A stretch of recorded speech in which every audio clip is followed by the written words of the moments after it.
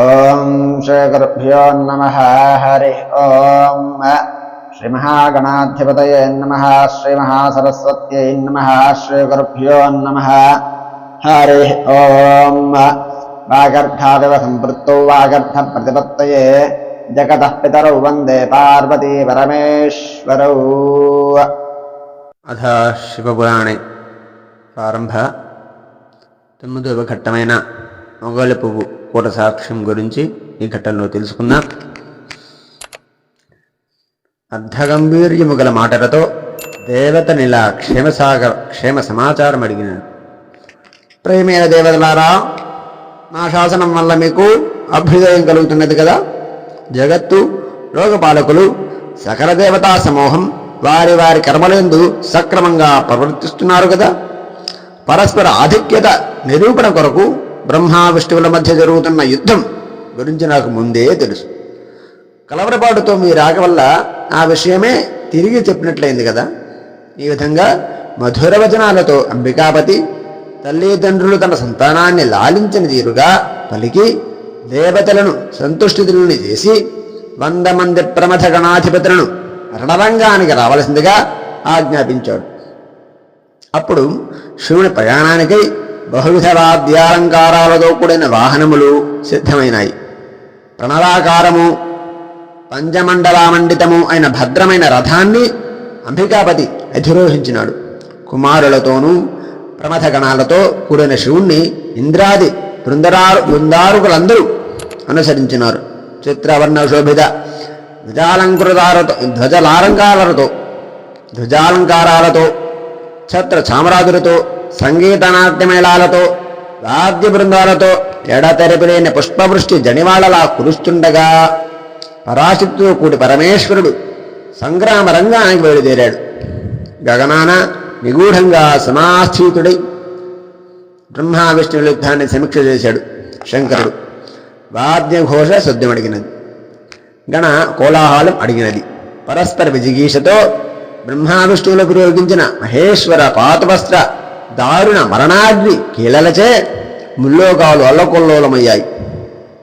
అత్యుగ్రమైన ఆ అస్త్రాలను శాంతింపచేయాలని సంకల్పించి శంభుడు మహాద్భుతమైన అగ్నిస్తంభాగారంలో నిలిచాడు. అక్కడే లోక సంహారకారకమైన ఆ అస్త్రద్వయం అగ్నిస్తంభం చేత ఆకర్షింపబడి క్షణంలో దానిలో అంతర్భుతమైంది.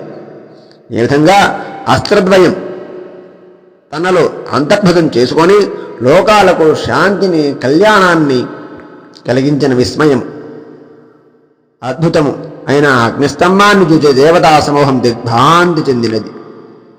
అంతా వివరులైన బ్రహ్మ విష్ణువులు ఇరువురు ఆ అగ్నిస్తంభం ఎక్కడ నుండి పుట్టినది, ఈయన ఆద్యాంతములు ఎక్కడ, దాన్ని మనం పరిశోధించాలి అని నిర్ణయించుకున్న వారి దేవత్వమునందు వారికి గల అమితమైన విశ్వాసంతోనూ, అనగా వారు దేవుళ్ళు కదా, వారికి ఉన్న శక్తి ఎటువంటిదో తెలుసుకోవటం కోసం అతిశయించిన గర్వంతోనూ సత్వర పరీక్షార్థం బయలుదేరారు. ఎమ్మటమే బయలుదేరారు. విష్ణువు సూకార రూపాన్ని ధరించి తన ఆదిని, అనగా తన గరుడుని ఎక్కి ఆదిని వెతకడానికి బయలుదేరారు. హంస అనగా బ్రహ్మ హంస రూపాన్ని పొంది దాని అంతాన్ని కనిపెట్టాలని పట్టుదలతో బయలుదేరారు. ఎంత దూరం పయనించినా దాని ఆదిని కనిపెట్టలేక మిక్కిలి అలసిన విష్ణువు యథాస్థానానికి వచ్చేశారు. బ్రహ్మగారి కంటే ముందుగానే. ఇక బ్రహ్మగారైతే హంసరూపంలో ఆకాశంలో పయనిస్తూ ఉండగా దారిలో జారిపడుతున్న అద్భుతమైన మొగలి పువ్వులు చూశాడు.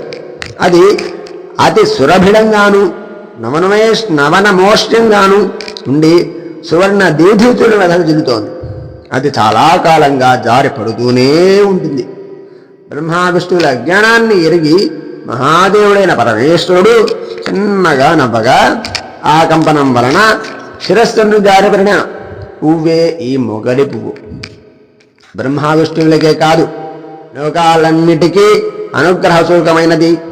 అలా జారిపడుతున్న మొగలి పువ్వును చూసి బ్రహ్మగారు, ఓ పుష్పరాజమా, నువ్వు ఎక్కడ నుండి జారిపడుతున్నావు, నిన్ను ధరించినది ఎవరు అని అడిగాడు. అందుకు పుష్పరాజు సమాధానం చెప్పింది, ఓ జీవా, అప్రమేయమైన ఈ అరుణస్తంభంలోకి అగ్రభాగాన్ని నేను ఎరుగను, అనగా అద్భుతమైనటువంటి అగ్నిస్తంభం మొదటిని నేను ఎరుగను. చిరకాలం కిందట అనగా కొంతకాలం కిందట స్తంభం యొక్క మధ్యభాగం నుండి జారాను. దీని అంతాన్ని చూడాలనే ఆశ అయితే నీకుంటే దాన్ని వదులుకో అని చెప్పినది. ఆ మాటలను విన్న బ్రహ్మ పుష్పాన్నిలా ప్రార్థించినాడు. ఓ పుష్పరాతమా, నేను సృష్టికర్త అయిన విధాతను. ఈ లింగాన్ని అంతాన్ని సేవించాలనే సంకల్పంతో బయలుదేరాను.